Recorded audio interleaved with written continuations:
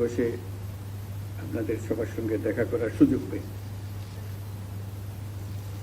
আপনারা যে কজন এখানে এসেছেন অনেক কথা আমার কাছে বলেছেন, আপনাদের কষ্টের কথা বলেছেন।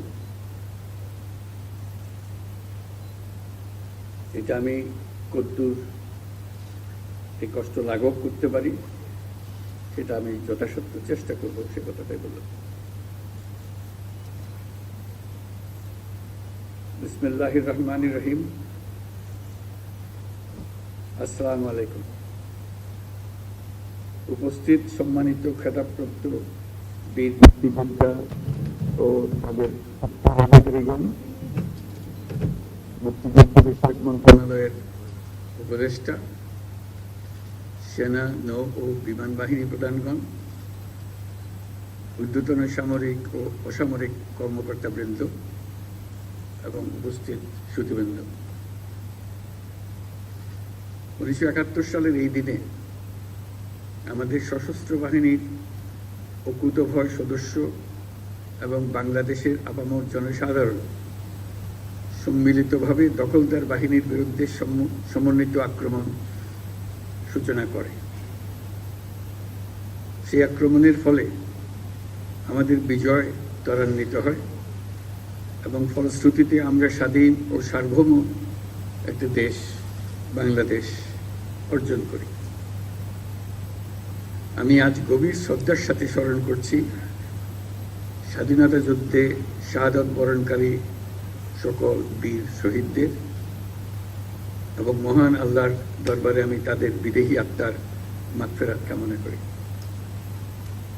আমি সকল শহীদ বীর মুক্তিযোদ্ধা পরিবারের সদস্য এবং সম্মানিত যুদ্ধাহত বীর মুক্তিযোদ্ধাগণের প্রতি আন্তরিক শ্রদ্ধা জ্ঞাপন করছি।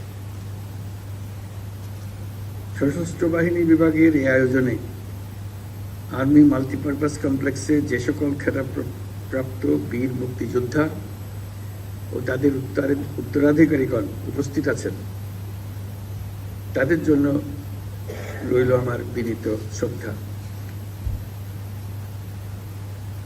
মুক্তিযুদ্ধ বাংলাদেশের ইতিহাসে সর্বকালের সর্বশ্রেষ্ঠ ঘটনা, যার ফলে পৃথিবীর মানচিত্রে বাংলাদেশ একটি স্বাধীন সার্বভৌম রাষ্ট্র হিসেবে প্রতিষ্ঠাতা এবং পরিচিতি লাভ করেছে।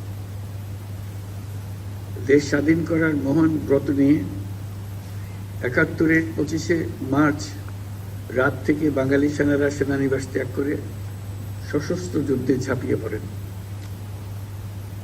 একই সাথে এই দেশের কৃষক, শ্রমিক, ছাত্র জনতা, সাধারণ মানুষ সকলেই যার যা কিছু আছে তাই নিয়ে যুদ্ধে ঝাঁপিয়ে পড়ে, যা একটি জনযুদ্ধে রূপ নেয়।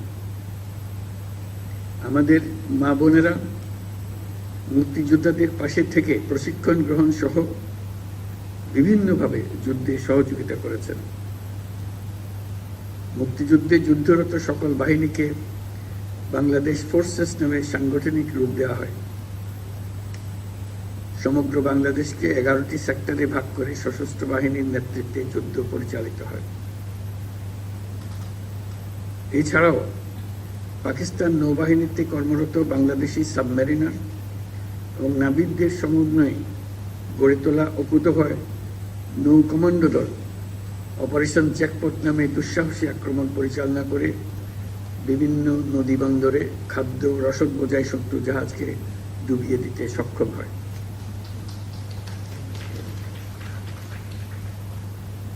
এছাড়াও বিমান বাহিনীর সদস্যগণের সমন্বয়ে গঠিত কিলো ফ্লাইট চট্টগ্রাম ও নারায়ণগঞ্জের জ্বালানি ডিপো সহ পাকিস্তানি হানাদার বাহিনীর গুরুত্বপূর্ণ স্থাপনায় সফল আক্রমণ পরিচালনা করে।